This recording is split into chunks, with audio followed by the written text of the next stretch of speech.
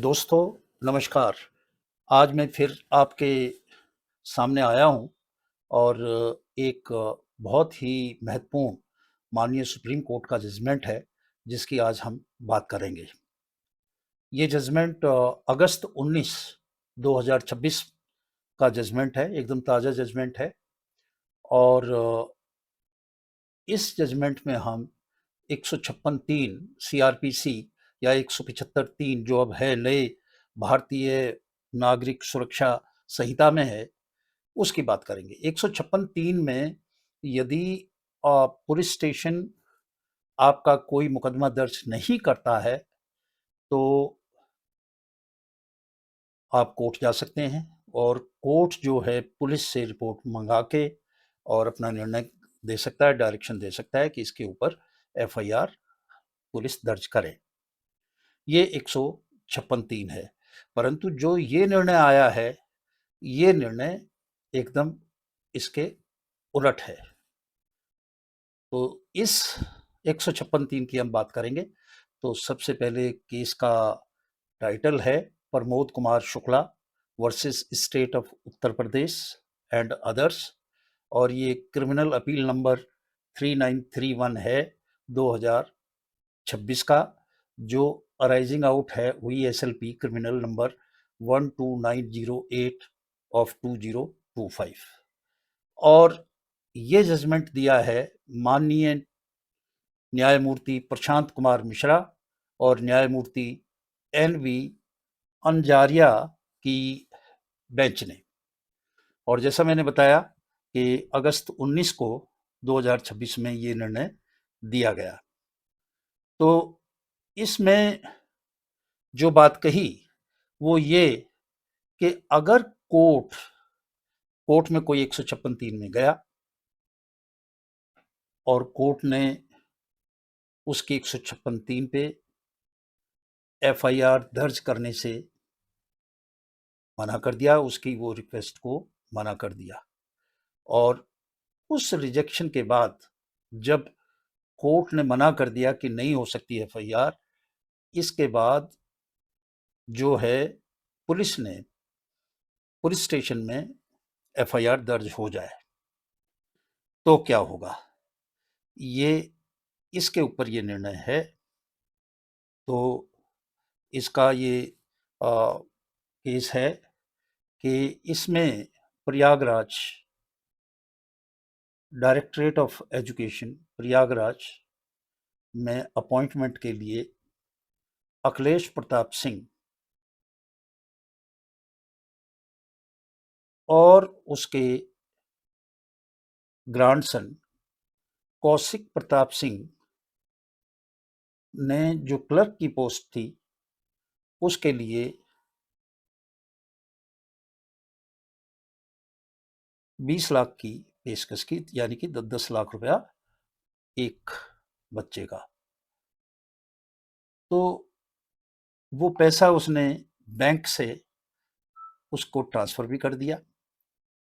जो श्रीमान कह रहे थे कि हम आपको पैसा दें और अपॉइंटमेंट करा देंगे, और जब वो उसके घर पे गया तो उसके पिताजी ने भी ये कहा कि हाँ भाई, इसने तो बहुत लोगों को नौकरी दिलवाई है। तो उसने जो प्रयागराज की बेंच थी स्टेट बैंक की, उसके थ्रू ये सारा पैसा जो है उसके खाते में दे दिया। परंतु कोई इंटरव्यू नहीं हुआ, कुछ नहीं हुआ, और उसने जो है उसको एक रिजल्ट ला के दे दिया कि ये रिजल्ट की कॉपी है और भाई तुम्हारे दोनों बच्चों का हो गया। जब बाद में उसको देखा तो पाया कि ऐसा कुछ भी नहीं है, वो गलत था। तो उसने जो है पहले दरखास्त दे रखी थी पुलिस में, और फिर जो है उसने कोर्ट में दे दिया। कोर्ट में जो कोर्ट था उसने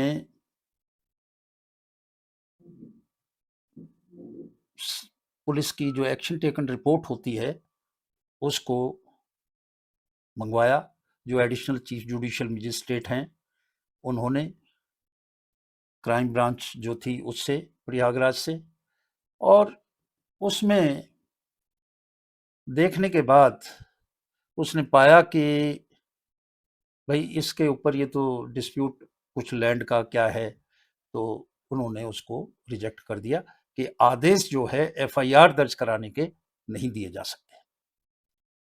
वो फिर सेशन जज के पास गए, कि जो सेशन जज थे सेशन कोर्ट में, उन्होंने भी जो है उस रिवीजन में जो गए, तो उन्होंने भी जो नीचे की अदालत का जो निर्णय था कि 156(3) में एफआईआर दर्ज नहीं कराई जा सकती, उस निर्णय को सही मान के और उसको डिसमिस कर दिया, उसकी जो अपील थी।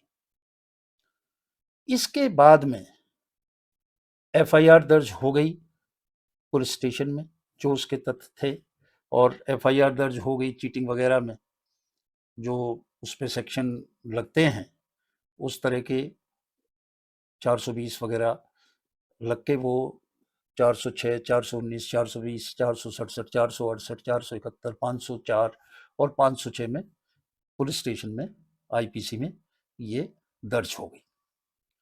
तो वो हाई कोर्ट में गया, उसने जाके, जो मुलजिम थे इस केस में, वो गए और जाके कहा कि साहब, जब कोर्ट ने रिपोर्ट मांगी पुलिस से और उस रिपोर्ट के आधार पे ये पाया कि कोई इसकी मेरिट नहीं बनती, तो उन्होंने रिजेक्ट कर दिया। अब पुलिस स्टेशन ने कोर्ट के रिजेक्ट करने के बाद भी एफआईआर कैसे दर्ज कर ली? ये तो मेरिट पे नहीं है और कोर्ट को कोई अधिकार नहीं है। तो जब ये बात इलाहाबाद हाई कोर्ट ने, जो उसके यहाँ क्वेश्चन के लिए 226 में दर्ज हुआ था, आर्टिकल 226 कॉन्स्टिट्यूशन में, तो उन्होंने कहा कि भाई पुलिस को हक है, वो इंडिपेंडेंट है, कोर्ट से इंडिपेंडेंट है, अगर उन्होंने कॉग्निजेबल ऑफेंस का देखा है तो सही किया है, और हम इस एफआईआर को क्वैश नहीं कर सकते। उससे एग्रीव्ड होके हाई कोर्ट के इस डिसीजन से वो सुप्रीम कोर्ट में आए। सुप्रीम कोर्ट ने भी जो ये मामला था, इसमें पाया कि जो हाई कोर्ट ने निर्णय लिया कि हम एफआईआर को जो है खत्म नहीं कर सकते, क्वैश नहीं कर सकते, उसका ये निर्णय ठीक है। और जो स्टेटस है वो ये है कि 156(3) में कोर्ट देता है आदेश, परंतु जो पुलिस है उसको अलग से इंडिपेंडेंट अधिकार प्राप्त है, और वो जो है वो एफआईआर दर्ज कर सकते हैं 154(1) सीआरपीसी, और जो अब सेक्शन 173(1) बीएनएसएस है, उसमें उनकी ये इंडिपेंडेंट एग्जिस्टेंस करती है। वो पाते हैं कि ये, और उन्होंने कहा कि भाई जो ललिता कुमारी का डिसीजन है, सुप्रीम कोर्ट ने कहा, उसमें साफ तौर पे ये कहा गया है कि जो पुलिस है वो अंडर सेक्शन 154 सीआरपीसी जो है, उसका ये मैंडेट है कि अगर कॉग्निजेबल ऑफेंस उसको पता पड़ता है, उसको बताया जाता है कॉग्निजेबल ऑफेंस, तो वो जो एफआईआर है उसको मैंडेटरी रूप से, आवश्यक रूप से दर्ज करेगी। और कोर्ट ने पहले जो है रिजेक्ट कर दिया और पुलिस ने वही मामला दर्ज कर लिया, इसमें कुछ भी कॉन्फ्लिक्ट नहीं है, पुलिस ऐसा कर सकती है, ये पुलिस को अधिकार है, और इसमें मेरिट की बात नहीं है। इसमें जब 156(3) तो ये बताता है कि भाई कोर्ट जो है डायरेक्ट कर सकता है एफआईआर दर्ज करने के लिए या नहीं कर सकता है, इसमें मेरिट की तो कोई बात ही नहीं है, ना इसके इस निर्णय का किसी भी तरह से जो बाद में मुकदमा कोर्ट में चलेगा उसके ऊपर कोई असर पड़ेगा। वो इंडिपेंडेंट रूप से देखेंगे कि मटेरियल क्या है, एविडेंस क्या है। तो ये बात स्पष्ट हुई कि अगर कोर्ट एफआईआर दर्ज कराने के लिए मना कर दे 156(3) या 175(3) बीएनएसएस जो अब है, तो भी बाद में कोर्ट के रिजेक्ट करने के बाद भी पुलिस एफआईआर दर्ज कर सकती है, और इस केस में यही हुआ, और इसके खिलाफ वो सुप्रीम कोर्ट तक गए और माननीय सुप्रीम कोर्ट ने अपनी व्यवस्था दे दी, ऐसा कर सकती है। आज इन्हीं शब्दों के साथ मैं आपसे विदा लेता हूं। नमस्कार।